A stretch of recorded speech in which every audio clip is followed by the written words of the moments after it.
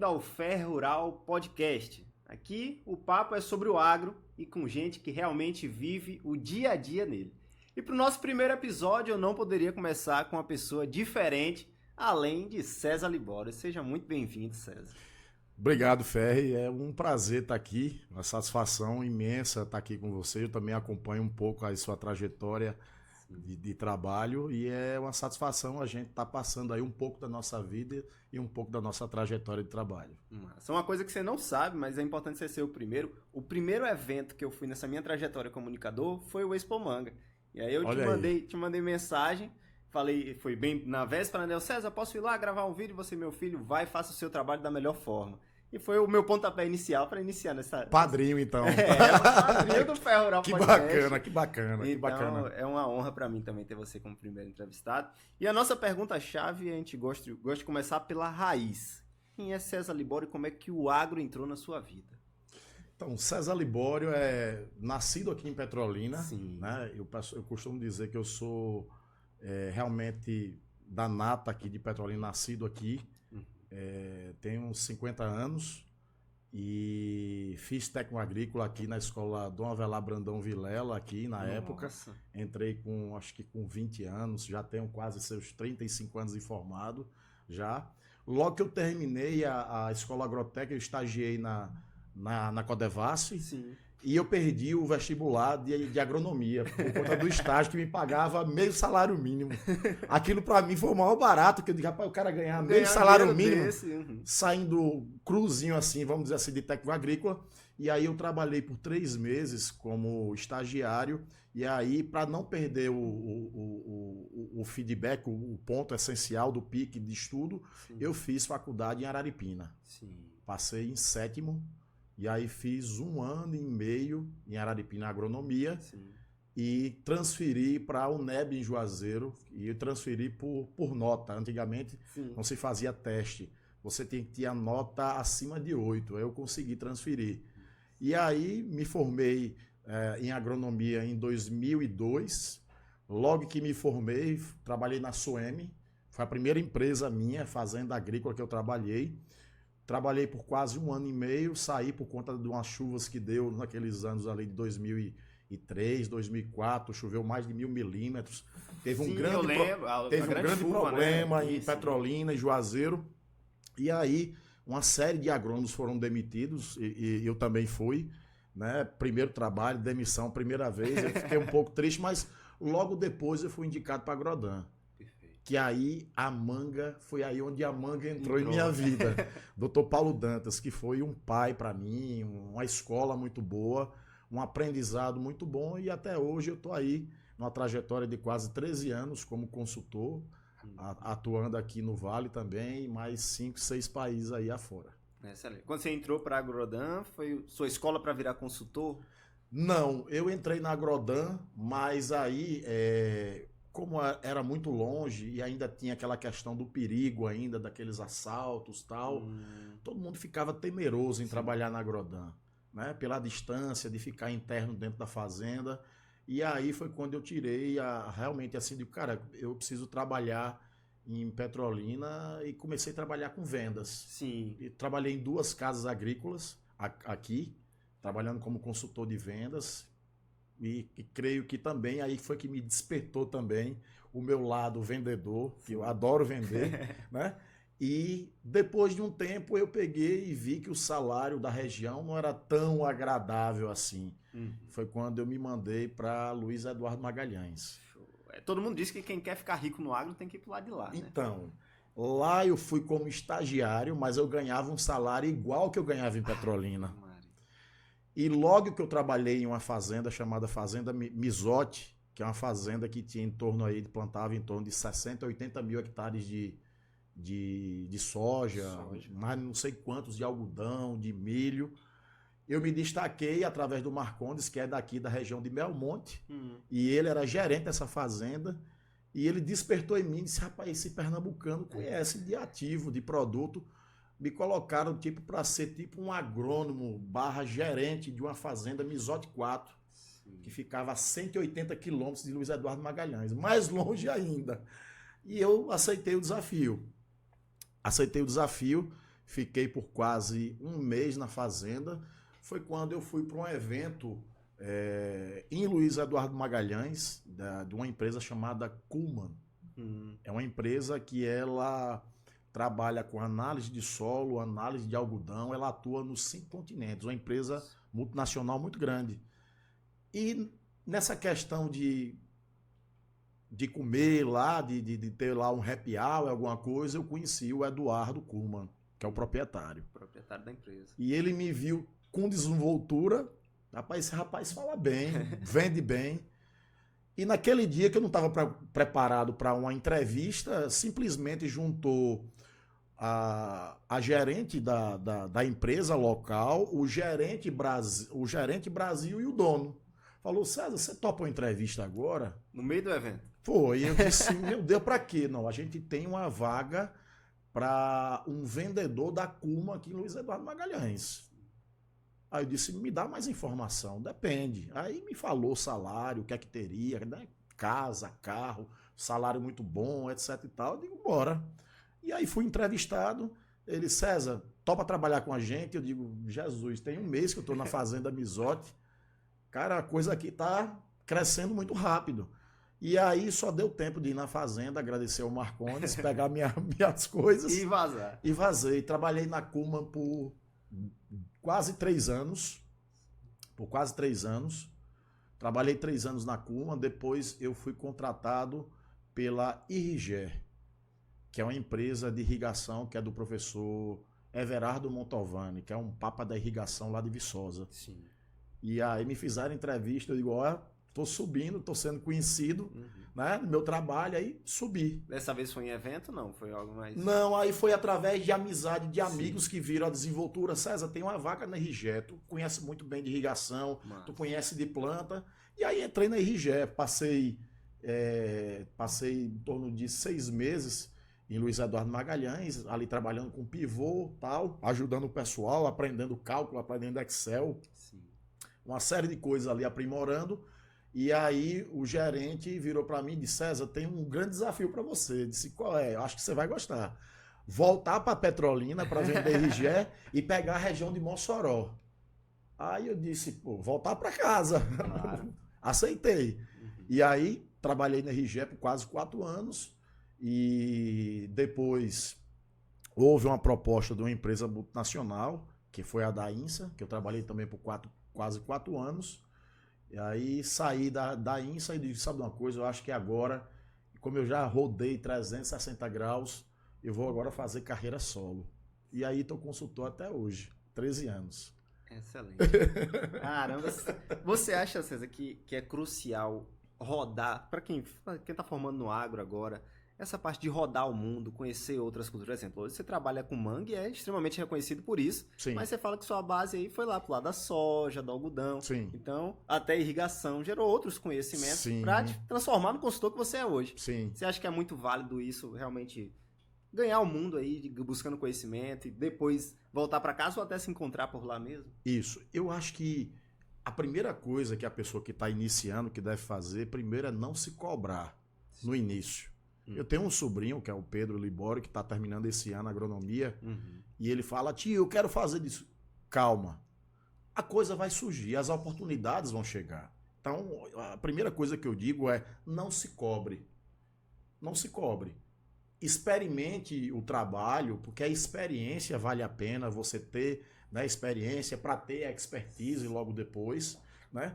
Vá trabalhando isso dentro do quê? Principalmente de você trabalhar seu eu interno, né? Conhecer pessoas, né? Ter uma quantidade de empresas, de pessoas que lhe conheçam, e aí sim é importante sair do local, ir para outros locais, independente de filho, de esposa, de pai, de mãe. Sim. É importante encabeçar, acreditar, porque são essas experiências que fazem com que você cresça.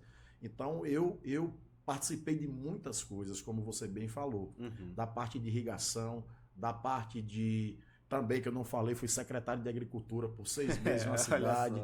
Então, assim, fui trabalhando tudo isso, pegando a aprendizagem de vendedor, conhecendo o produto.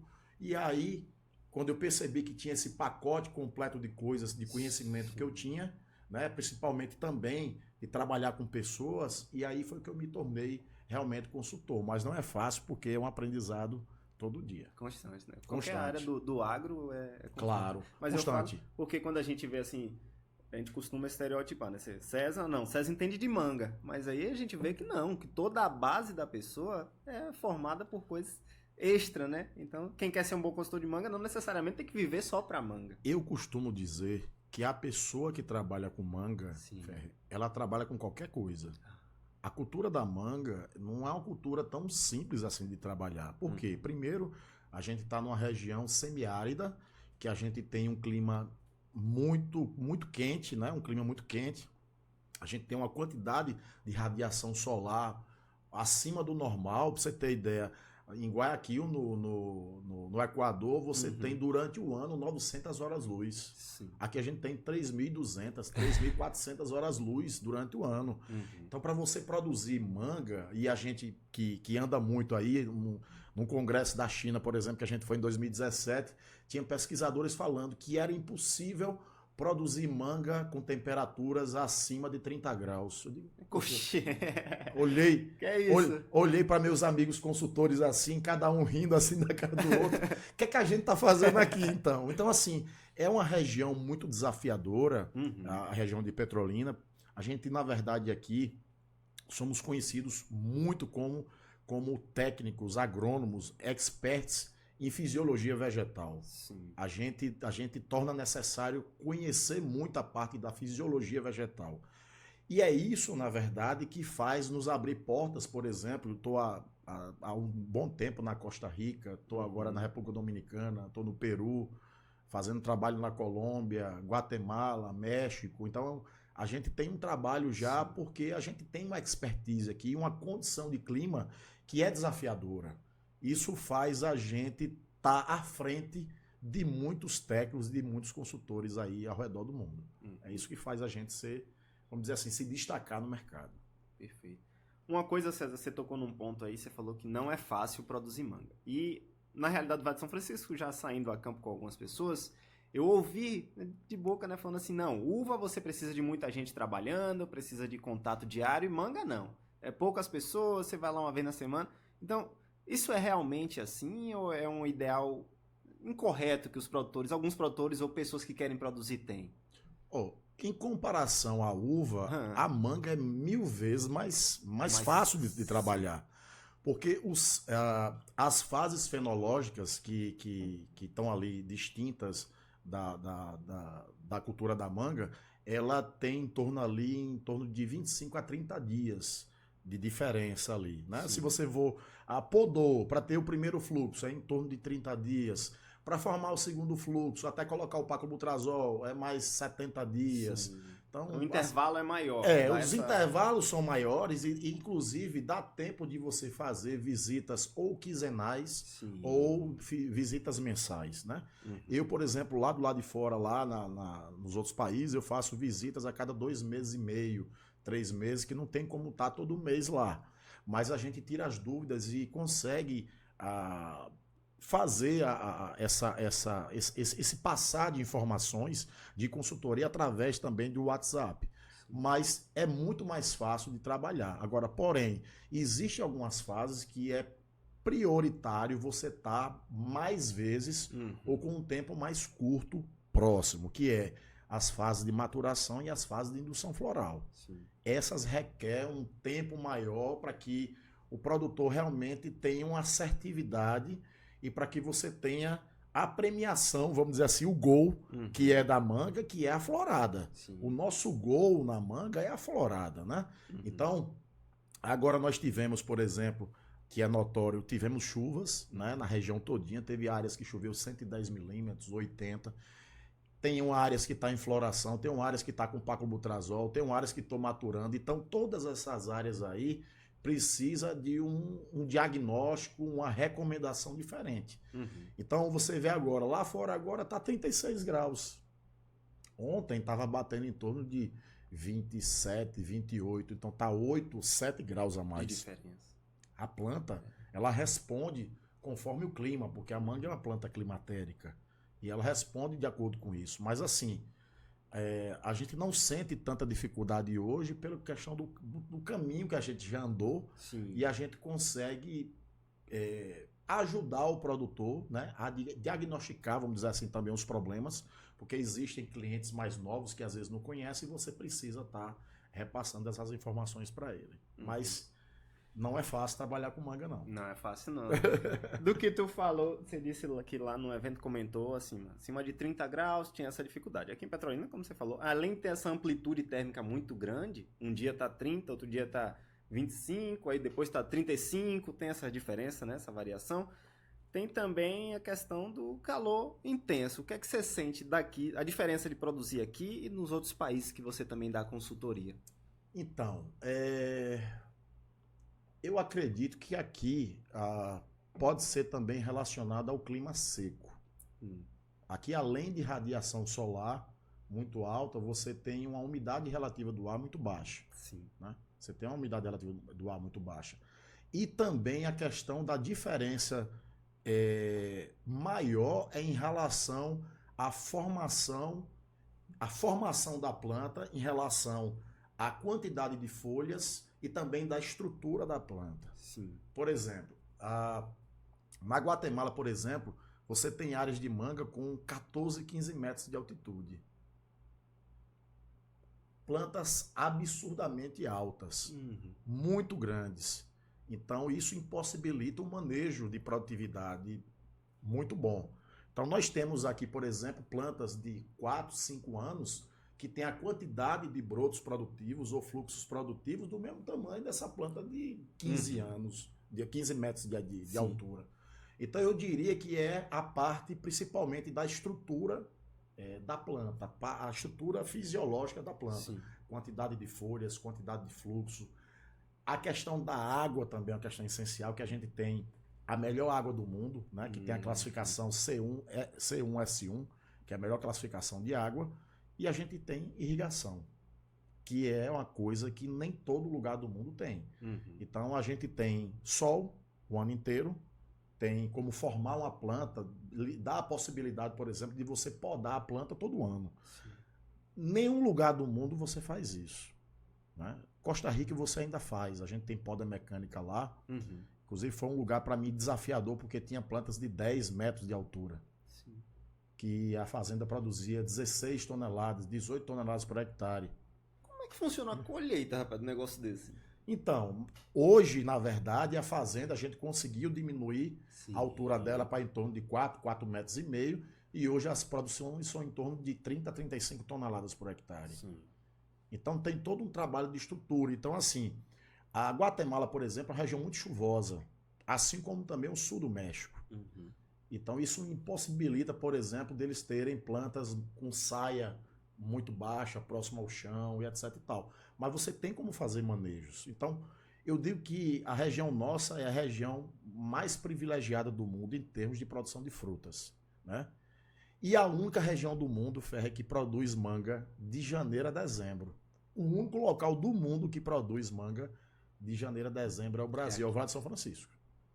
É sério. É o diferencial, né? E o diferencial também no fator qualitativo da fruta, você sente que tem algo assim, é um destaque muito maior ou é algo parelho? Então, isso já é uma característica, eu acredito, que do Brasil, por ser um país tropical. Sim.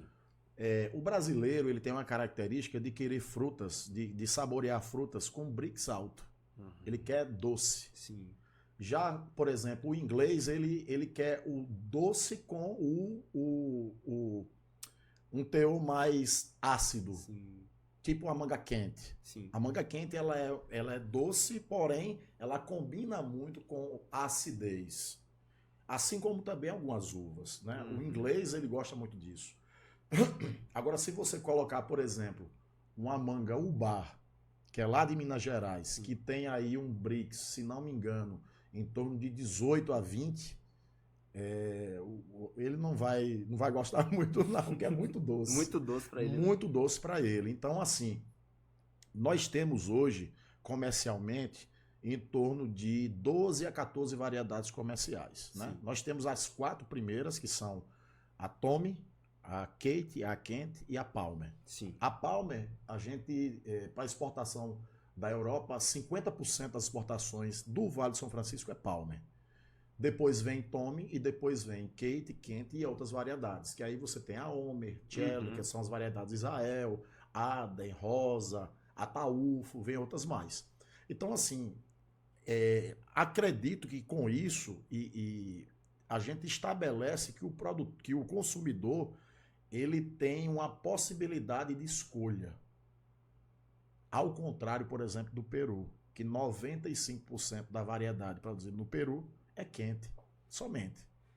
Então nós temos 12 contra praticamente uma. Tem outras variedades, mas o percentual é muito pequeno. Então praticamente 90%, mais de 90% da manga do Peru é manga quente, que inclusive hoje está abraçando o mercado aí com a pancada aí de diminuição de produção e a campanha vai ser bem menor. Mas a gente tem essa possibilidade de gamas de variedades, que eu acredito, inclusive, até um evento que a gente fez lá no Sebrae, que foi o Manga Brasil. Eu estava presente nesse evento. A gente apresentou 155 variedades lá. Então, tem uma gama de coisas, né, dentro das mais de 1.500 variedades que existem no mundo. Então, assim, creio que é um trabalho de formiguinha. E aí eu tenho que dar um mérito a Eusébio, que Eusébio faz esse trabalho muito bem, de divulgação de variedades. É um cara que luta por essa diversificação de variedades, exatamente para atender o mercado. Cara, eu gosto de manga amarela, gosto de fruta vermelha, gosto de fruta doce, ácida, gosto de fruta com fibra, sem fibra, gosto de comer com a mão, gosto de comer de colher. Então você tem uma afinidade de coisas que devem ser feitas. Eu acho que a manga, dentro desses 10 anos para cá, vem só crescendo. Sim. Eu acho que a tendência agora é a gente crescer muito mais. Cada vez mais. Cada vez mais. Isso é algo que eu acho muito interessante. Eu sou de Salvador, né? Eu vim de Salvador para cursar agronomia aqui. E lá no nosso bairro a gente costumava comprar, na feira mesmo, do bairro, algo menor. E a manga de lá geralmente tinha antracnose. E eu fui criado, primeiro, não existia variedade, é manga. Manga é manga. E vinha manga com os pintinhos pretos. A primeira vez que eu cheguei aqui, que tive acesso à manga, eu falei, oxi, que manga? Cadê os pintinhos? Eu falei, não tem não. Isso não é normal da manga, não. E aí que eu fui conhecer a variedade. Aí meu pai também veio de lá. Agora quando chegou, eu falei, não quero essa manga com fiapo, não. Eu quero manga seca. Eu falei, mas rapaz, estava lá acostumado com a manga com antracnose. Agora já sabe o que é bom, né? Conhecer as mangas do nosso Vale de São Francisco. Então isso é muito importante até... analisar o mercado, a preferência e trabalhar em cima disso, né? E as buscas, eu acredito, no melhoramento é muito para isso hoje, né? Isso que você falou é importante, que esse é um trabalho que é necessário ainda a ser feito no Brasil, que é a parte de divulgação. Infelizmente, o Brasil ele só é conhecedor da Tommy e da Palmer. Algumas regiões, elas já comercializam um pouco da Kate. Já conhece Rosa, que aí todo mundo tem no seu quintal. Rosa é manga mesmo de rosa, né? Mas a gente precisa mais divulgar, fazer essa divulgação nos supermercados através dessas variedades. Que a gente tem aí a Kate, a Kent, a Taúfo. Né? A gente vê aqui, por exemplo, eu fui no supermercado esses dias com minha filha, ela disse, pai, o que é isso aqui? Eu disse kiwi. Ô pai, kiwi, eu disse, só que isso aí não é aquele que você gosta, isso aí é o amarelo. E tava, se não me engano, 4 kiwis por R$50. Eu digo, será que tem alguém que paga por esse valor, gente? Rapaz. Então, assim, o mercado, na verdade, você tendo uma qualidade de fruta, o mais importante é você fazer as pessoas provarem. Né? Eu sempre que posso viajar para qualquer lugar desse, eu tento levar a manga. Eu fui, por exemplo, num show de Moção, levei lá Ataúfo, levei várias variedades, encontrei com eles em Juazeiro, aí gritei, Moção, eu sou aquele rapaz que levou a manga no show pra você. Ele, rapaz, que manga boa! Então, tem mais aí? Então, assim, é essa coisa que a gente tenta fazer, e eu sou um grande divulgador da manga. Eu não estou dizendo que eu sou o maior e nem o melhor. Eu estou dizendo que eu sou um grande divulgador. Assim como eu, existem vários. E eu tento divulgar isso o máximo possível para que as pessoas consumam uma fruta que é saborosa e também tem várias mãos, né, Fer? Você tem um produtor rural que é um batalhador e que precisa ser sempre valorizado. É isso que a gente tenta fazer. Não, excelente, excelente, César. César, quando a gente fala de manga do vale, a gente só pensa na parte boa. Mas é claro que tem também todos os desafios para o produtor. A gente já citou alguns, mas qual você diria que hoje é um dos principais desafios que o produtor enfrenta quando decide, assim, eu quero agora começar a plantar manga no Vale de São Francisco? Qual é o desafio principal para ele? Então, o grande desafio que eu vejo e que é o principal é a questão da comercialização. Né? Hoje aqui o Vale, a gente não tem dados precisos de quantos hectares totais a gente tem no Vale, mas estima-se que a gente tem em torno de 55 a 60 mil hectares. Né? A gente só exporta em torno dessa quantidade aí, a gente só exporta em torno de 25%. Somente. Uhum. Então o restante é mercado interno. Uhum. Então a primeira coisa que eu diria ao produtor é, se você vai plantar manga, você tem que saber para quem você vai vender. Se você vai implantar manga e não conhece da cultura, e aí eu tenho que puxar a sarda para mim. Sim. Contrate um consultor. Se você não sabe, contrate alguém que saiba por você, para que possa lhe ajudar. Né? A gente, inclusive, está sendo criada uma cooperativa, que é a Copermanga. Sim. A Copermanga hoje tem em torno de 85 a 86 produtores hoje. A gente tem mais de 1.000 hectares, ou seja, a gente é quase do tamanho de um agrodã hoje. Sim. Todos daqui do Vale? Todos aqui do Vale de São Francisco, Juazeiro, Petrolina, tá todo mundo aí espalhado. Sim. Então a gente já está abrindo o CNPJ, né? Inclusive mandar um abraço pro Rodrigo, pra Tatiane, pro João, pro Walter, né? Pro Gabriel, pro Nélio aí, que é o pessoal da diretoria. Eu também estou como diretor comercial da empresa, que abracei essa ideia do pessoal. E a comercialização realmente é a parte que dificulta, porque você tem vários exportadores que compram essa fruta e o produtor ele não tem um preço estabelecido, ele não sabe quanto realmente vai vender. Né? Quando vai vender, como vai vender e o preço que vai vender. Agora, como vai vender exatamente por conta dessas pintinhas pretas a qual você falou. A gente está no período de chuva, aquele produtor que não tem um capitalzinho, né, que não pode comprar uma tecnologia para evitar o problema de antracnose, vai ter mais problema agora. Uhum. Né? Então, se está aflorado agora, lá para maio, junho, ele vai colher uma fruta com problema. Então, isso... E o nosso mercado é muito visual, né? Muito. E a fruta, na verdade, a fruta, ela se come primeiro pelos olhos. Né? Quando você, por exemplo, você vê uma melancia...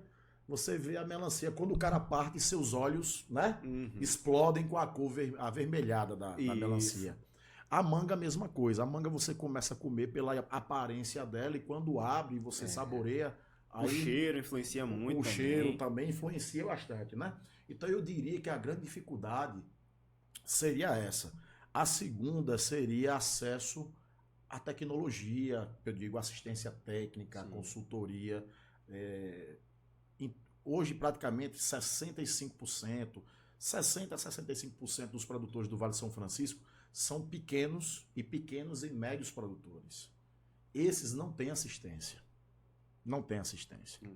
Então, o conselho que eu dou para esses produtores é: unam-se, se una com mais 9 amigos produtores e formem uma associação e contrate um técnico, um consultor, um agrônomo para que possa dar assistência para vocês. E também poder de barganha. Uhum. Poder de barganha. Você estando unido, você consegue comprar insumos mais baratos também. Uhum. Então, para mostrar ao produtor que ele sozinho, ele não consegue romper fronteiras. Uhum. É importante a união sempre para que realmente ele tenha... o dinheiro no bolso, que é o mais ele quer fazer e o que mais ele quer ter no final. E trazer até o ideal, onde a gente fala que a grama do vizinho é sempre mais verde. Não que você fique olhando só com o inverno, não, mas pode chegar lá e perguntar pro vizinho o que é que você está fazendo aqui, daqui a pouco realmente une essa associação e tem o consultor que o vizinho tem, que tem esse diferencial. E isso, acredito que realmente esse vai ser um diferencial muito bom para o Vale de São Francisco, né? Associações aqui ainda são poucas? Existia uma cooperativa há uns anos atrás, que acabou, e hoje tem uma cooperativa em Maniçoba, de manga, que ela funciona muito bem, não recordo agora o nome dela, e tem a nossa agora que foi criada, né? Que foi uma cooperativa que nasceu de 10 consultados meus. Sim. Que aí a gente fez um grupo e começou a entrar gente, daqui a pouco tava 200 e pouco, e aí estabeleceu 85 pessoas. Mas assim, nem todo começo é fácil, né? Eu digo sempre que pedras sempre vão ter no caminho, e eu digo sempre que a gente só cresce com essas pedras no caminho. Se o caminho for só de grama e você não tiver habilidade, né? Porque as pedras que fazem você realmente despertar em você as habilidades, que você vai procurar melhorar, estudar, ler, ou então vai buscar alguma coisa para poder tirar essas pedras do caminho. Então, por enquanto, a gente já tem algumas pedras aí, em virtude de alguns produtores da cooperativa que ainda não tem assistência, não é muito conhecedor de moléculas, etc. Tal, que a gente está começando a trabalhar devagarzinho aí. Perfeito. Essa qualidade da fruta. Excelente. César, tem um assunto que eu gosto de trazer, eu já trouxe em alguns vídeos meus, que eu falo que uma coisa que move muito o Vale de São Francisco é o sempre foi assim. Um exemplo, eu sempre irriguei determinada hora e sempre vai ser assim, essa dificuldade de atualização, né? Dificuldade, uma resistência às novas tecnologias. Você sente que aqui no Vale o produtor ele é resistente a isso ou ele aceita mais, é mais aberto? E até o diferencial entre outros países. O que é que você sente? Eu acredito que o que dificulta um pouco o produtor acreditar na tecnologia é a forma de comunicação que é passada para ele. Sim. Eu percebo que o produtor, ele não pode ver, por exemplo, uma casa de produtos agrícolas como uma inimiga. Sim. Muitas casas de produtos agrícolas aqui, elas bancam safra de produtores. Bancam mais que bancos. Então, assim, às vezes, você vê um consultor de venda que está ali para ajudar, às vezes o produtor vê como um cara que quer apenas vender produto. E é necessário que o produtor saiba separar. Que ele pegue um bom vendedor, um bom consultor de venda e se afaste do mau consultor de vendas. Mas eu só vejo como uma parte boa, que é o consultor de vendas. A gente, por exemplo, vê a tecnologia de uso de bactérias, por exemplo, Sim. que é uma coisa que veio, que não vai embora mais, que é uma realidade. Tem produtores que não acreditam ainda. O produtor ele é muito imediatista. Ele quer aplicar a coisa e quer ver o inseto cair, morrer no chão, com as perninhas para cima, e ele ainda tocar para ver se está morto. Então, o produtor é muito imediatista. Sim. O que torna-se necessário é exatamente o que as empresas fazem, o que a gente faz, testar produto, ver a eficiência, mostrar para o produtor, cara, funciona. Agora, funciona se tu usar dessa forma. Não funciona se tu pegar um produto X e misturar com ele e aplicar meio-dia. Não vai funcionar. Então, cada tecnologia ela precisa ser bem trabalhada, ela precisa ser bem respaldada e, principalmente, essa comunicação do que está sendo feito de trabalho precisa chegar de uma forma redonda para o produtor. Se chegar de uma forma muito técnica, o produtor ele não entende. Sim. Na grande maioria das vezes, quando eu faço os dias de campo, e pequenos e médios produtores gostam de ir muito nos meus dias de campo, eu fiz agora atualmente, acho que foi início de janeiro, Sim. foram quase 80 pessoas. Pequeno produtor. E aí depois eu perguntei, e aí, gostou? Ele disse, César, eu adoro os seus dias de campo porque a sua forma de falar não é uma forma muito técnica. Você fala de uma forma em que eu entendo. Eu acho que falta isso. De repente, chegar para o produtor e dizer, ó, você utilizando isso aqui, ele vai promover isso. Só que você tem que mostrar para ele. Porque o produtor, o dinheiro dele já é tão escasso, Ferre, que ele, cara, isso aí para mim não funciona. Então, por isso que às vezes ele fica no feijão com arroz. É mais tranquilo para ele e mais barato também, né? Exatamente. Eu sinto que tem uma cultura, César, aqui, com alguns vendedores, consultores, de que falar difícil é passar credibilidade. Ou seja, eu vou falar, ao invés de falar do que realmente aquele ativo vai fazer, vou falar o nome do ativo, vou falar das rotas metabólicas, e eu acho que isso é uma coisa que separa o produtor. Não que o produtor não vá ter esse conhecimento, mas tem coisa que eu mesmo sou engenheiro agrônomo, vem falar para mim, eu não vou entender, entende? Então tem que falar o que vai realmente acontecer no dia a dia e buscar o melhor para o produtor. Agronomia é uma ciência, e você sabe disso, é uma ciência que ela é muito extensa. Você pode atuar em várias coisas, desde filósofo até engenheiro, a parte de mecanização agrícola, sim, a parte de industrialização, de processamento, de flores, de boi, de ovelha, de coelho. O agro é tudo. O agro, tudo, né? Tudo você pode trabalhar. Uhum. E uma das matérias a qual eu fiz e só me dei conta que ela, para mim hoje, foi uma das mais importantes, foi extensão rural. Que foi do meu professor lá da UNEB, Humberto, Zé Humberto. Que para mim hoje é a base. A parte de extensão rural é um meio que você tem para se comunicar com o produtor. É uma forma de você estabelecer uma conexão de confiança. Você não consegue vender tecnologia, vender serviço, se alguém não confia em você. Uhum. Então, estabelecer uma comunicação direta, fácil de entendimento, para que a pessoa confie em você, é a melhor forma de fazer isso. Né? Quando você acredita em alguém, confia em alguém, ele vai dizer, cara, esse cara, ele me passa confiança, ele estabelece algumas coisas, alguns critérios que me dá segurança. É isso que a gente tem que passar. Então, assim, eu, por exemplo, dentro da minha carreira profissional, Ferre, até voltando um pouco mais do início aí, eu já cheguei a ter 55 consultados. Nossa. Eu atuava em Sergipe, no Ceará, atuava em Minas, atuava em Livramento Nossa Senhora, atuava aqui no Vale e atuava fora do país. Seu dia tinha 35 horas, né, para dar conta de tudo isso. Só para você ter ideia, eu já cheguei a ter um rendimento mensal de mais 100 mil reais.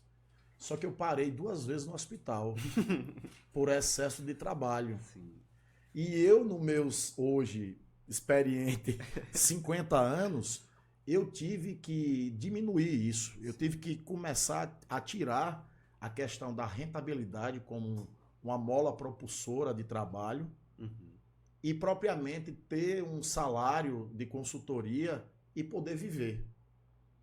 Sim. Eu estabeleci isso porque o médico virou para mim, inclusive um amigo disse, César, tu tem quantas filhas? Eu digo, tenho 4. 4 filhas mulheres. Cara, tu não quer ver tuas filhas crescer, não? Então, assim, essa é outra coisa que é preciso os consultores e o pessoal que trabalha no agro estabelecer também um tempo para si mesmo. Um tempo para si, sabe? Eu, por exemplo, hoje é segunda-feira. Dia de segunda-feira eu coloquei dentro da minha agenda que eu não trabalho, Ferre. Segunda-feira é o dia, por exemplo, que eu posso estar fazendo alguma coisa em casa, administrativamente, ou dar uma assistência a uma das minhas filhas. E coloquei em minha cabeça que dia de segunda-feira eu não trabalho. Sim. Mas antigamente, segunda-feira, eu trabalhava até dia de domingo. Então, assim, viver também é um fator importante. Né? O pessoal disse que viver não quer dizer que é estar vivo. Então, aproveitar a vida também é importante. Né? Uma coisa... Você está sobrevivendo. Né? Por exemplo, eu viajava, por exemplo, eu fui 3 vezes ano passado para a República Dominicana, mas não conheço Punta Cana, a praia. Eu não poderia ir para poder aproveitar a praia, trabalhar 3 dias como eu vou e depois ficar mais 3 dias aproveitando, já que tem passagem aérea gratuita. Não. Eu me canso de que eu quero voltar para casa. Só que agora, esse ano e para o ano que vem, que esse ano eu tenho uma filha que vai se formar em odonto e a outra que vai sair do 2º grau, vai fazer o Enem, eu disse, a partir desse ano e o outro eu vou estar aproveitando muito mais. Então, é importante também esse grau de estresse ser bem baixo, ou controlado, vamos dizer assim, para que você estabeleça a conexão também com os clientes. Você, quando chega estressado para dar consultoria em uma área, alguma coisa, tá com pressa, tem o outro, não funciona. E o produtor sente isso. Não funciona. Então, hoje eu consigo fazer uma consultoria mais estabelecida, andando com o encarregado, andando com o produtor, explicando mais, sentando lá no escritório, explicando como é as coisas, mais tranquilamente. Antes não, antes era na área, com o caderno na mão, andando nas áreas, escrevendo, depois que terminava, entregava o caderno e ia embora. Então, assim, realmente esse grau de experiência, vamos falar assim, a gente teve no decorrer da vida profissional. Né? A gente tem a tendência nossa de ir diminuindo mais um pouco, né? E, é claro, estabelecendo uma conexão melhor de comunicação com o produtor. É isso que a gente estima fazer, né? Dessa conexão melhorar cada vez mais com produtores que a gente está hoje e novos produtores que estão por vir. Excelente, excelente. Você tocou num ponto muito importante, César, que é da questão da extensão rural. Às vezes a gente foca muito em fisiologia, muito em fitossanidade, mas eu já visitei uma roça e o produtor ele falou que eu cheguei lá, fiquei conversando com ele, aceitei tomar o café. Na verdade eu era, acho que aluno ainda do 4º período, nem tinha muita técnica para falar com ele. Aí ele falou, você sabia que veio aqui um agrônomo cheio de diploma, só que nem o óculos de sol ele tirou, eu nem olhei no olho dele, rapaz. Como é que eu vou confiar num cara que eu nem olho no olho? Aí eu falei, rapaz, que detalhe, né, bicho? Mas é isso, eu tenho uma facilidade de conversa muito grande. E olha que eu já peguei fazendas que quando você entra na fazenda, que o proprietário chama você lá, o encarregado ele vem com uma espada, ele vem com uma espada, uma armadura. Eu imagino isso, sabe? Dentro da minha mente. É um cavaleiro medieval chegando com um escudo, uma espada e tá olhando pra você, tipo, esse cara quer tomar meu lugar. E eu já tive vários inícios desses, sabe? De pessoas que no início parecia um cão raivoso, um soldado medieval, e que hoje se tornaram grandes amigos, sabe? Porra, César, o início nosso não foi muito bom, não. Eu tinha certo receio com você e tal. E é isso, cara. Eu sempre digo que a gente também tem que estar sempre aberto a novas informações, né? Áreas de consultoria que porventura você está fazendo a primeira vez, você não conhece o solo, não sabe como é que é, sabe como é o desenvolvimento, o cara que conhece lá, então você tem que sempre dar um mérito para o encarregado. Eu sempre digo que o encarregado é o cara que faz acontecer. Né? Se ele quiser tirar o consultor da área, ele tira. Se ele quiser permanecer com o consultor, ele permanece. Então, assim, eu acredito que é mostrar um trabalho. O consultor precisa mostrar um trabalho para engrandecer o encarregado, fazer com que ele aprenda, mas ao mesmo tempo você tenha que dar esse incremento de produtividade e rentabilidade do produtor. Porque essa conexão de pessoas é importante para a engrenagem funcionar. Sem essa engrenagem funcionando, você não tem como estabelecer sucesso nas áreas de produção de manga. Excelente. Até que é o encarregado que vai tomar conta do seu protocolo lá, né? Você fica muitas vezes focado com o produtor diretamente, mas nem sempre o produtor vai estar na área. O encarregado está lá o dia a dia. Exatamente. Então eu já peguei várias áreas, por exemplo, lá na Costa Rica, o Marcos já veio aqui, veio esse ano e veio o ano passado o Marcos da Costa Rica. Sim. Que eu até homenageei ele também. Eu lembro. O Marcos, quando eu cheguei há 13 anos lá na Costa Rica, assim, o Marcos era a minha única conexão. O Marcos hoje dá consultoria no Panamá. Eu disse, Marcos, vocês não precisam mais de mim aí na Costa Rica, não. E o Marcos está desenrolando, porque o que a gente faz, na verdade, é apenas pegar um pouco da nossa experiência e compartilhar. E aquilo ali a gente vai acompanhando, vai abraçando e vai lapidando as pessoas. Então, eu acredito que esse papel nosso também, Ferri, é de formar pessoas também, né? Formar pessoas. Formar profissionais, né? Que eu acredito que estabelece uma conexão entre o profissional e o pessoal. É isso que a gente tenta fazer. Perfeito, César. Agora bora falar de Expomanga. Expomanga, como é que surgiu essa ideia? Quando foi? O que é que fez você aí trazer um evento desse pro Vale? Então, a gente começou, dentro da Sim Consultoria, a gente começou a fazer tipo uma confraternização nossa com os produtores. E através dessa confraternização, a gente estabelecer, por exemplo, algumas palestras, né, para que o produtor ficasse a par do que estava acontecendo em termos de tecnologia, de serviço, de equipamento, seja o que for. E esse ano a gente vai para a 8ª edição, né, que antigamente era Encontro dos Consultados da Sim Consultoria, e hoje é Expo Manga. E como é que a Expo Manga surgiu esse nome, na verdade? Em 2023, quando a gente ainda estava fazendo o evento lá no Noble Hotel, no hotel aqui em Petrolina, a Néa Gonçalves me chama ao vivo. Ela disse, vamos falar com o César agora da Expo Manga. Aí eu disse, meu Deus do céu. Consultados assim, a gente botava Sim Consultoria, Manga Brasil embaixo como um emblema, que era para enfatizar a manga que era do Brasil. Sim. E eu disse, meu Deus do céu, me deu um start aquilo ali. E digo, cara, a gente precisa fazer uma coisa profissionalizada mais. Sim. Foi quando a primeira coisa que eu fiz, na outra semana que terminou o evento... Vai mudar o nome. Registrei o nome. Primeira coisa que eu fiz, registrei o nome. Sim. Digo, vamos registrar o nome. Registrei o nome, aí foi todo um processo, quase 1 ano e meio para registrar, porque precisa de um estudo para ver se tem um nome igual em tudo que é lugar. Burocracia. Burocracia, dinheiro e tal. E aí recebemos depois a resposta, dizendo que não tinha, que o nome estava registrado. Show. E aí, a coisa... Em 2023, nós fizemos o evento para em torno de 290 pessoas.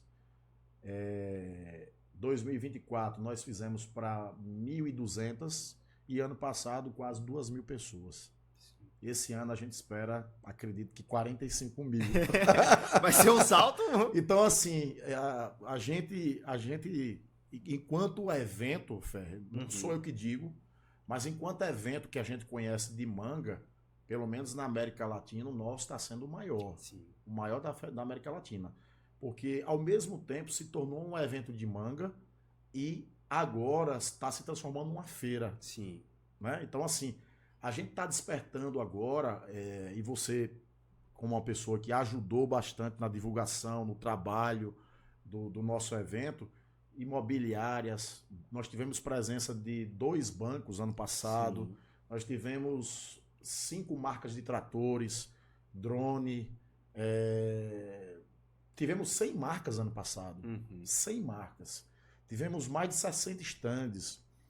Então, assim, esse ano, por exemplo, que vai ser, que aí já vou dar o spoiler, dia 22, 23, 24 de julho, né, aqui em Petrolina, a gente espera aí em torno de 150 a 160 marcas. Sim. Acredito eu que em torno de 120 a 140 estandes. Então, já confirmou amigos que vão vir do Egito, do Paquistão, do Marrocos. O pessoal do Mango Board vai participar com a gente. Então, amigos consultores que vieram, acho que você viu ano passado, do Peru, teve gente da Bolívia. Então, assim, tá fazendo com que o nosso evento seja uma coisa globalizada. É isso que a gente quer. Perfeito. Agora, em cima disso, Fer, qual é o objetivo do Expo Manga? Levar informação gratuita para o produtor. O produtor não paga nada. Então, a gente só consegue fazer esse evento com a ajuda dos patrocinadores, né? Claro, que são as empresas que nos ajudam, que têm a total confiança com a gente, de a gente estar fazendo stand, de estar fazendo uma série de coisas. A Prefeitura de Petrolina tem nos ajudado bastante, o Simão tem nos ajudado muito, muito bem, tá? Além também do seu corpo político, o Miguel é um apreciador, o Antônio, o Fernandinho, apreciador, e o governo do estado através do Porto de Suape, que também nos ajudou bastante. Então, a gente deve ter uma ajuda grande também por parte de outros políticos. A gente não é um evento partidário, a gente quer a ajuda de todo mundo. Inclusive, conversei, mandei o convite para o prefeito de Casanova, o prefeito de Juazeiro, o prefeito Andrei, que inclusive há uma possibilidade da gente fazer ano que vem lá em Juazeiro. Juazeiro, massa. Então, assim, a gente está aguardando fazer um evento grandioso aí, né, para o produtor. que é, eu vou dizer assim, o rei. Ele que merece tudo, toda a informação gratuita para que a gente possa estabelecer e fazer esse grande evento. Sem falar também da grande instituição que é o Sebrae. Sim. O Sebrae tem encabeçado e tem abraçado o nosso evento, a Mara, o Gleidson, nos ajudado bastante nesse evento. E assim, a gente está numa expectativa muito grande. Já começa quando gira o ano, a gente já fica com aquele frio na barriga já, de como é que vai ser a planta, quantos estandes vão ser, muita gente procurando. Então, assim, creio que vai ser um evento maravilhoso e a gente aguarda Ferre Rural lá, com certeza, juntamente com a gente, com essa estrutura lá no stand de vocês. Perfeito. Com certeza, pode contar comigo. Eu já fui para todos, não, claro. Quando começou esse Expo Manguinhão, eu fui em 2023 como só espectador. Fui em 2024 fazendo, né, meu trabalho de cobertura, tudo isso, lá na chácara mesmo. Sim. E ano passado também eu tava lá, recebi até o prêmio da imprensa, né, dessa parte da comunicação. E é um evento, César, que eu vejo... Sabe aquele evento? É um evento que vale a pena patrocinar, porque eu nunca vi um stand vazio. Todos os stands do povo tá lá, tá querendo saber mais sobre o que a empresa tem para oferecer, tá querendo aprender. E da mesma forma eu também nunca vi uma palestra vazia. Uma curiosidade, em 2024 a gente conseguiu comercializar em torno de 3,5 milhões. Olha isso. Na Expo Manga. Ano passado nós comercializamos mais de 8 milhões. Sim. Agora, esses dados de comercialização não são aqueles dados de não, há uma perspectiva, não. O pessoal de máquinas, equipamentos, conseguiu vender equipamento, conseguiu vender trator, conseguiu vender carro, conseguiu vender drone. Pessoal lá da 4C vendeu serviço para a Agrodan. Né? Então, assim, o que o pessoal da do Prado vendeu. Então, assim, a gente quer que o patrocinador ele vá para divulgar a marca dele, para fazer aquele feedback, né, para aumentar a sua rede de relacionamentos, de clientes. Mas a gente quer que o cara vá para fazer negócio. Sim. Né? Vá para fazer negócio. E eu acredito que essa conexão do Expo Manga tem estabelecido isso para os patrocinadores. Isso é que fez, por exemplo, empresas virem do Rio Grande do Sul para cá. Para vir, né? Então é isso que a gente tenta estabelecer, né, de fazer um evento que agora se torna um evento grande, mas um evento para fazer negócio e conexões de pessoas. Isso que é importante. Que maravilha. César, a conversa está muito boa, mas eu quero que você deixe agora um recado para quem está começando no agro agora, quem é estudante ou quem está querendo... É de outra área da vida, mas quer investir no agronegócio. Qual é o recado que você deixa para essa pessoa que está começando sua vida agora no agro? Para os estudantes, eu sempre digo que é o seguinte, se você está iniciando agronomia, é muito importante que nas horas vagas de férias você procure estagiar ou procure fazer algo para engrandecer mais ainda sua rede de relacionamento. Sim. Quando você está na faculdade e tem as brechas de férias e você começa a estagiar e fazer algo de prestação de serviço no agro, seja o que for, no laboratório, o que você quiser, você já estabelece uma conexão. Sim. Isso que é importante, né? E encorajar aqueles que estão se formando agora, que porventura vão se formar, o limite é o céu. Eu acho que é interessante, eu até estabeleci para o meu sobrinho e alguns amigos dele, digo que vocês querem estagiar fora do Brasil, mando para vocês lá para Costa Rica, República Dominicana, vocês vão aprender uma língua, fica lá aprendendo. Então, assim, não pode ter limite para o aprendizado. Tem que ter coragem e, principalmente, amor à profissão de engenheiro agrônomo. A minha fase, como eu falei aqui, relatei minha fase inicial, eu fiquei distante de família, fiquei distante de filho recém-nascido, filha recém-nascida. Então, assim, você tem que abraçar a ideia de crescimento. Sim. Estabelecer o crescimento a cada 3 anos, a cada 5 anos, e onde é que você quer, onde você quer estar, né? Quando você tiver seus 50, 60 anos. E aos investidores e produtores estabelecer, claro, conhecimento. Antes de implementar qualquer coisa, chamar pessoas que conheçam sobre a cultura, não só de manga, mas de uva, de goiaba, seja o que for.